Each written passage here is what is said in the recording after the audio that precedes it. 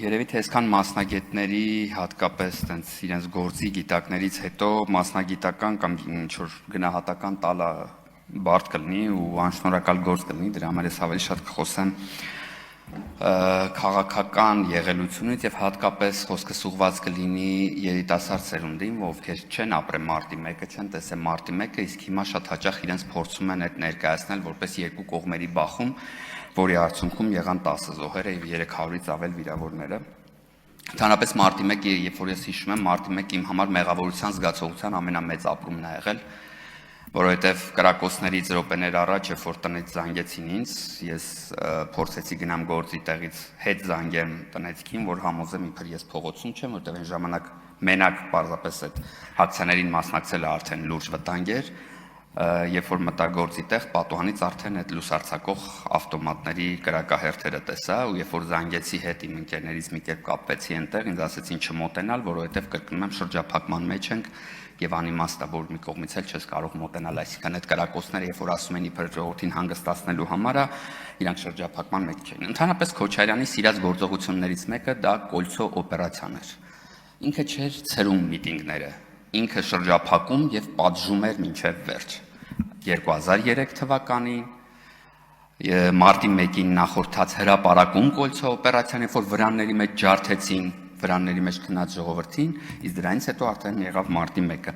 Շատ բան կարելի է խոսել մարտի 1-ից, կարելի է ասել, որ այդ ամեն ինչը սկսվեց նախընտրություններից, երբ որ սեփական աչքերով ես տեսնում էի ծեծված վստահված անձին, գլուխը բացված եւ այլն, դուրս վռնդված վստահված անձին, կընտրատեղամասերից, նմանատիպ դեպքեր, որից հետո, ասենք 5 համարի միկրոավտոբուսներ, որոնք Ավանից եկել էին ու ընտրողներ էին, չգիտես ինչի հարավ-արևմտյան թաղամասում տեղափոխում, որից հետո եղավ խաղաղ հավաքների ժամանակ եղավ Կոլցո օպերացիան, որից հետո եղավ այդ։ Այս ամեն ինչի մասին շատ չեմ ուզում խոսել, շատ բաներից խոսվեց, բայց մի բանի մասին ենք մոռացել, ես այդ ցինիզմն եմ ուզում պարզապես իրանց ցուցաբերել։ Հասկանում եք 10 զոհ, 300-ից ավել վիրավոր միջադեպ է, ու դրա արձագանքը Աղվան Հովսեփյանի եւ ՀՔԾ պետի նաեւ տեսանկյունից ինչ-որ պոակ են ստեղծել, ես հիմա անունն էլ չկարողանամ հիշեմ, հոգեբանական վերլուծության կենտրոն պոակ, եթե չեմ սխալվում, Սամվել Հարությունյանն էր դրա տնօրենն, ես իրան մի անգամ հանդիպել եմ ու շատ անկեղծ իր մասին արտահայտել եմ իմ կարծիքը, հիմա չգիտեմ ուր է եւ ինչ է անում, ինչ էր ասում այս պոակը, որ եւ Աղվան Հովսեփյանը, որ հոգեբանական դիվերսիա տեղի ունեցել մարդկանց նկատմամբ։ Օգտագործվել են նեյրոլինգվիստիկական բառեր, որոնք հոգեխանգարմունք են առաջացրել, իսկ այդ բառերն էին հայրենիք, ընտանիք, ազատություն, ու մի բառ չեմ հիշում, տենց երկնել կա ավելի կարող եք լսել ու հիշել բառեր։ Հասկանում եք, այս մարդիկ այնքան ցինիկ էին, որ այդ զոհերին, այդ վիրավորներին անվանում էին հոգեխանգարվածներ,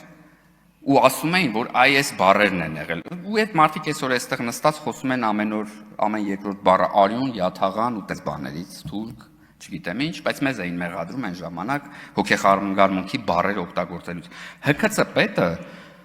լուրջ դեմքով պնդում էր, որ մարդ են ուղարկել Ռուսաստան, որ վերապատրաստվի, հետո վերադառնա ու հասկանա, թե ոնց են հիպնոզ արել այս բառերով մարդկանց, որպեսզի մարդիկ ելնեն տենց փողոց ու չգիտակցեն ինչ են անում եւ այլն եւ այլն։